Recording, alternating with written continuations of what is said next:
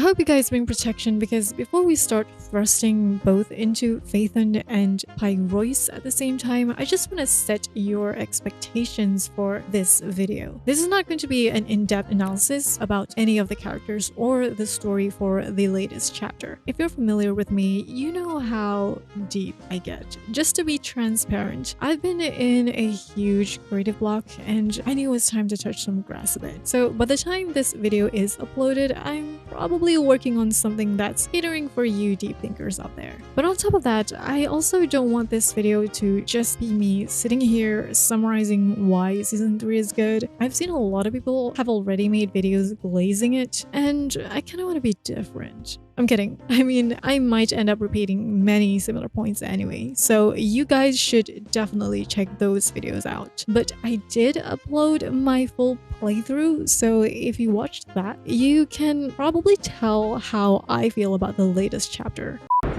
Where are we? Scammel Hollow. It's the Scammel Hollow.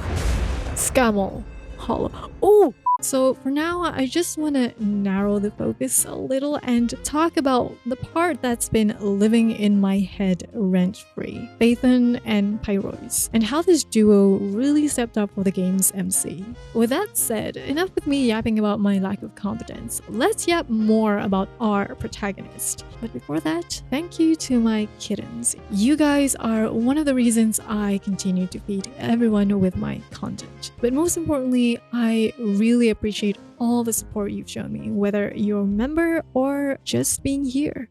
To start, I actually have a personal problem with how Pyroyce was summoned in the story. Don't get me wrong, as a player, I liked it. It made sense for the plot, and it was a pretty convenient way to expand the lore. But as someone who makes character analysis, it's kind of frustrating. ZZZ really loves utilizing this shadow self theme, and I already went deep about that in Hugo's analysis, so I highly recommend watching that. Trust me, it's worth it. So when they dropped Pyroyce, I was sitting there like, great, another one. But I'm not here purely to complain. I do like a challenge. Brainstorming can be frustrating, but it will become fulfilling eventually once I'm locked in a good topic. For those who are out of the loop, in the latest chapter, the chosen proxy, in my case Wise, undergoes treatment in Rose Caliver, specifically under Dracena's supervision. But during that treatment, Pyroyce, who appeared as a form of the siblings' subconscious, sort of hijacks the simulation and threatens Proxy, saying they can't hide this powerful force inside them forever, while also guilt-tripping them about their past. While it was surprising how easily the siblings sort of surrendered that guilt, the moment eventually paid off with a twist and a major lore reveal. Instead of blaming Pyroyce and making them a scapegoat, they admitted they were the ones at fault, because they couldn't face the truth that they weren't able to control the power they had back then. And this is where the story just lore bombs you with the fact that the sibling caused the death of their childhood friend, Serpico, when they were in Helios Academy. Even though it was an accident, they literally said it verbatim in reference to Phaethon mythology, the arrogance, and being unable to hold the reins. And I was like, holy shit. This is the part where the narrative really pushes into a new direction or perspective. It is confirmed that the incident of Phaethon's fall has already happened before. Now, I'm not saying this was never a possibility in our discussions, but it's still unexpected that the story would actually take that route by revealing a new event we've never heard before. And honestly, I love it, because from now on, we're open to more possibilities without being restricted to the expected fall. Keep in mind, just because they already fell once, there's still a possibility they might fall again. But I guess that's the point. The narrative is helping us shift the way we look at their fall, not as the destination of the story, but as something they have to keep facing every time they choose to reach for the impossible. Essentially, the writers are making it clear that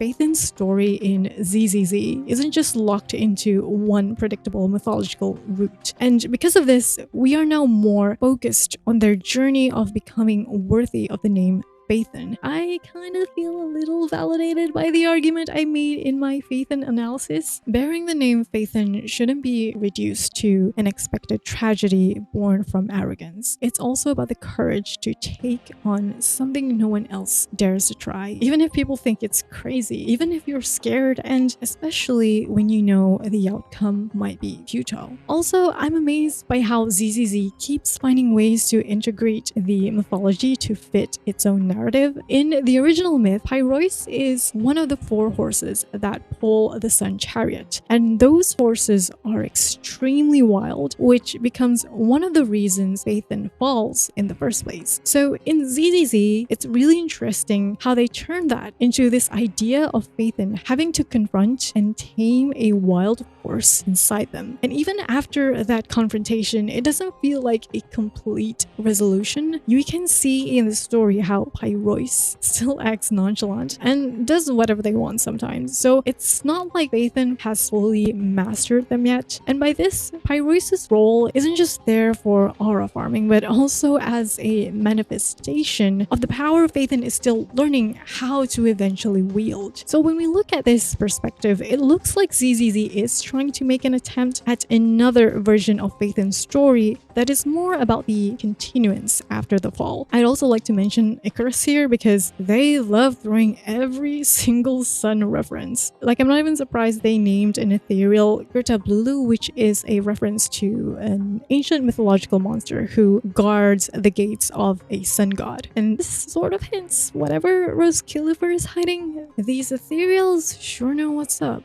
Moving on from philosophical and historical talks, I love how they portray Pyroyce's character. In 2.8, we were teased with a little spark of aura farming, but who would have guessed it's basically their entire personality. Bro is constantly on a mewing streak. Pyroyce being a huge tsundere who doesn't want to talk actually suits them, because if I were locked up and being treated like I didn't exist, I would be sulking too. And I like how Proxy is trying to take accountability by trying to be patient with them for a bit, but yeah, man, they gotta work on their communication. With that, I am hoping Hoyo to make some sort of companion event personally with Pyroyce so we can get to know them a bit more, because unfortunately we do not have trust events with them, which is understandable because we can only summon them inside the hollows in terms of gameplay. But overall, the dynamic between Pyroyce and Phaethon as of now is really interesting and has a huge potential to explore further. And talking about gameplay, well, I am a very casual player. Those who already know me, I couldn't care less about endgame or going deep into the combat meta. I really come in just to see peak cinema, explore the city, and probably goon a bit. But surprise, surprise, I think my friends are gonna be shocked by this too, because I actually started building Pyroyce seriously. I mean, it ain't much, but please understand the bar for me in ZZZ. If I care enough to spend my time building a character thoroughly, including their supports, and use my premium resources on them, then the game has clearly done something right. But in terms of hollow exploration with Pyroyce, the team really outdid themselves. Personally, it's such a fun mechanic to move across the rails, and it's something we don't typically have when it comes to game exploration in general. The movement itself, from getting to point A to point B, for example, made exploring feel less like a chore and more like a part of the experience. And it actually made me motivated to explore the hollow more. So it's nice to get something fresh in this side of the gameplay, at least until everyone inevitably gets over the novelty of it. And finally, this probably won't be about Pyroyce directly, but it is still related to Phaethon's story. And that is how the main characters are being presented in the game. The siblings have always had their own unique personalities, even between the two of them. This thing isn't really new, but I think that's what makes them interesting as main characters. Yes, there is fan service here and there, but Phaethon doesn't really feel like they were written purely as a self-insert, just for the player's immersion. They feel more like actual characters with their own presence in the story, and I think we've been seeing that more and more recently, especially from Season 2's epilogue onward. I did talk about that. Now, Hoyo does have a history of making their MCs weirdly forgiving toward certain female characters, but in the latest chapter, seeing the MC, especially Wise, being so sassy towards Ramiel, even though she's portrayed as this angelic figure and a first generation Void Hunter, actually made me go, okay, our MC has spice. And I like that they didn't just blindly accept her sudden switch up either. I mean, they even questioned why Norma became friendly with her so quickly, which makes sense because Ramiel did lie to them and she is still a wanted criminal. The sibling is probably so done with Ramiel's rage baiting, but most importantly, it does make the story more consistent and shows Phaethon is aware of the situation instead of blindly going along with the plot. Anyways, these are my 2 cents and my glazing of 3.0, specifically Pyroyce. But in general, Rose Keeler feels like the comeback ZZZ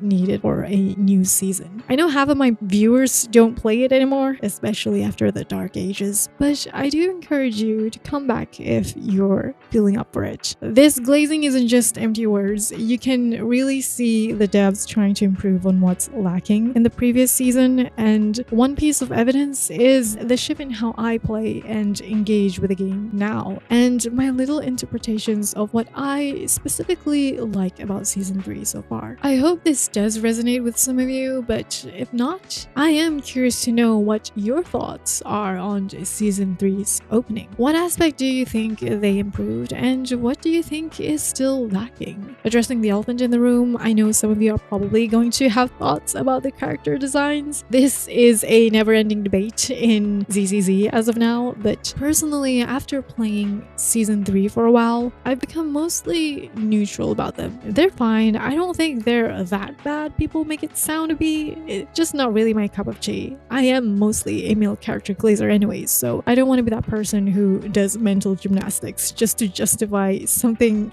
I'm not really into, especially when it mostly comes down to personal taste. And also, after talking about it with my friends, some of them genuinely like the designs, including Lady Sunbringers. And yes, most of these friends are women, so I guess at the end of the day, everyone has a little bit of what they want in the game. Regardless, that is all I have for today. Also, thank you so much for 10k. I'll make a proper appreciation video for that soon, but seriously, I really appreciate everyone who's been here. I hope I can continue making this channel a comfy and safe little space in the fandom for you guys, and I will see you in the next one. Goodbye.